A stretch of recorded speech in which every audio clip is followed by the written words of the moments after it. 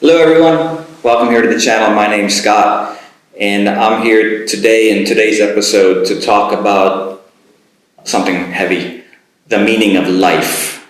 Yes, the meaning of life, how philosophical it sounds, but I'm just going to the main parts. You're born, you live, you die. Everybody has to go through those three things. They're necessary. Now, what happens in between, I'm not going to talk about today, but I may pick up those types of topics in the future. But what I want to talk about today is being born, living, and dying, and the proper words and adjectives or verbs or nouns I use in this. So let's go to the beginning. The beginning, of course, is born. Now, generally, you're going to use born. Where were you born? I was born.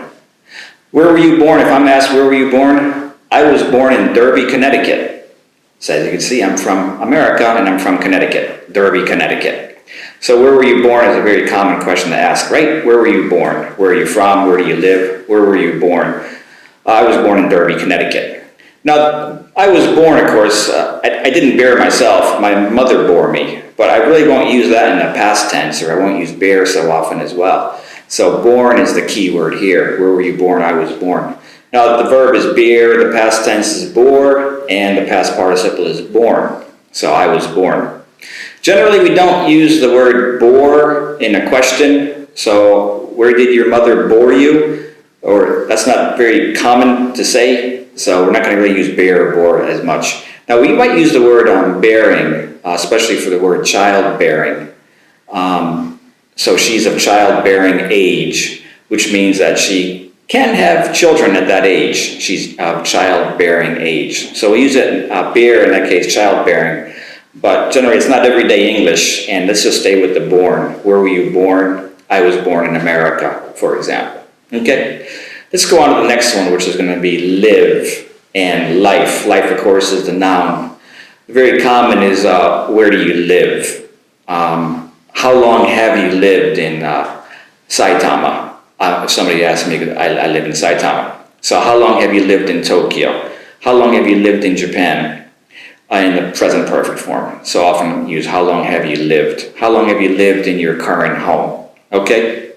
So if somebody's been born in Tokyo and still lives in Tokyo, they have lived in Tokyo all their life. So in my case, it's not the same. So, but if I was born and I grew up and I still live in the same place, I can say I have lived in Tokyo all my life. I have never lived anywhere else. Okay?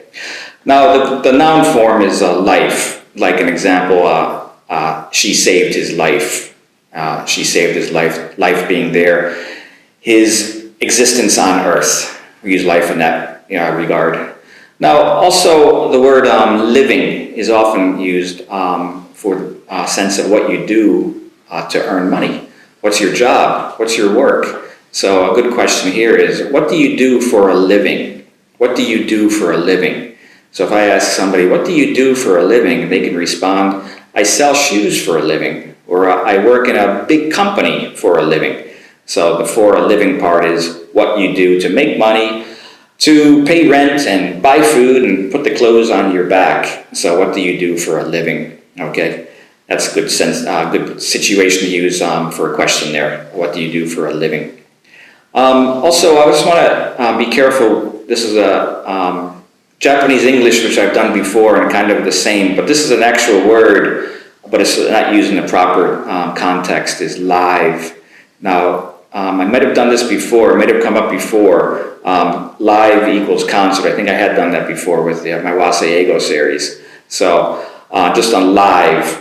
So live concert, I think I mentioned before, is possible, live.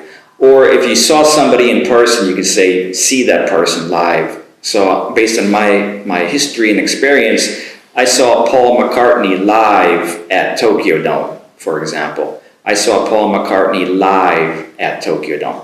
Okay, you use it in that situation. Live there means a live concert, but you cannot say go to a live. I've covered that before. I'm just going to give you a reminder on that one again. Be careful with live. And also the pronunciation, of course, changes.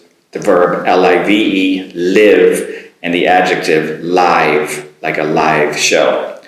Also, be careful with the adjective alive is one word, A-L-I-V-E.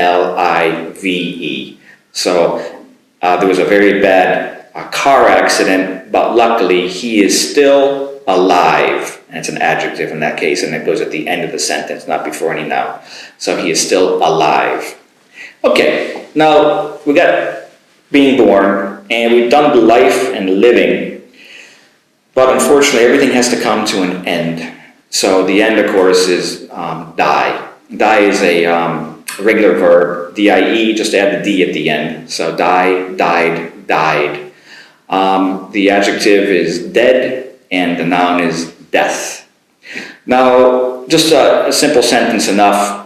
He died at the age of 92. He died at the age of 92. I hope to visit all the prefectures in Japan before I die. Hopefully that's not coming soon. So I hope to visit all the prefectures in Japan before I die, using that in that regard as well. So in past tense, died there. He lived a long life, but he died at the age of 92. Now the adjective is dead. So a dead person in that case. I don't want to get too morbid in this on the death part, but there is a common mistake used with dead. So correctly, he died 10 years ago. So he has been dead for 10 years. That's good. Now sometimes a student makes a mistake using the be verb in the past tense and dead to follow that. So just an example, my grandfather was dead. Now if you say that, that means he was dead, but he's not dead now. So he came back to life. And that's not such a good idea there. If he came back as a zombie, you gotta be careful on that one. So don't say he was dead. Now the present tense, he is dead. And he'll probably remain dead. He probably will not come back to life, that person. So be careful on using the proper be verb when you use dead. The present tense there, he is dead. Don't say he was dead, because he's a zombie out there somewhere in these streets, so you have to be careful. Okay, everybody? One other thing I just want to finish up with. Now, you might be familiar with the word hair dye, to dye your hair, which means to change the color of your hair. Now, it's exactly the same pronunciation as die to, your life expires. Just the spelling changes. So with the hair coloring, it's going to be D-Y-E. Pronunciation is the same.